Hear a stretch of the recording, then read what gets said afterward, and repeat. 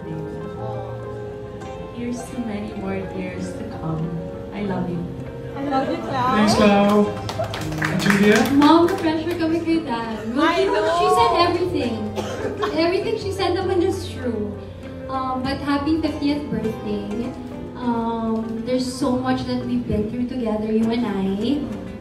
It's been quite the journey, but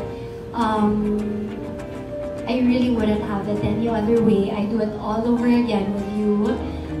Thank you for everything, for your guidance, for being present, and thank you because even when times are tough, you never make us feel like it's tough.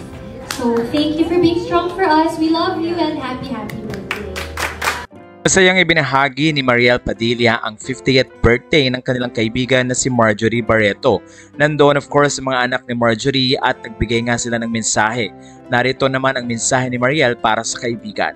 Happiest birthday, Mommy Marge Barreto. Your friendship means so much to me. If my children love me half as much as yours love you, then I have done my job as a mother well. Here for you always, happiest birthday.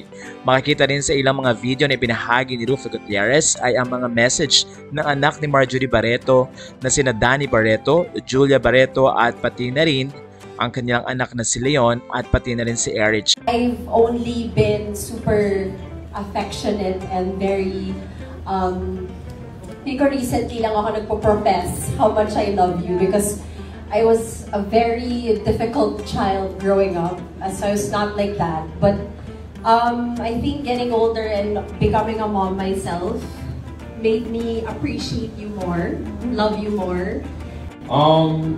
You know, even though you were a single parent, never once did I complain. You were a father to me also at the same time. So for that, I wanted to say thank you. You were actually you are actually my greatest role model in life. Thank you for guiding me to the right path. Thank you for giving me the best education. I always work hard for you. I'm always motivated to make you proud. And I'll always need your validation. I'll always need your support in everything I do. Every day you and I talk, you always rant, you always vent. I know I'm your new favorite child. You just don't want to admit it. Out of all of you kids, I'm the only one who listens to you now. Just kidding. No, yeah, but I always look forward to that because every day you and I are so busy, but at night you and I catch up. Oh my gosh, and yeah, you're my #1 best friend, Mom.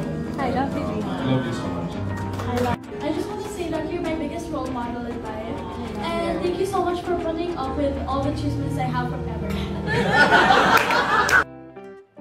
Kaya naman ayon sa mga fans, napaka-blessed ni Marjorie na magkaroon ng mga anak na talagang willing ipagtanggol ang kanilang ina at sa mga natutunan ng mga anak niya sa kanya.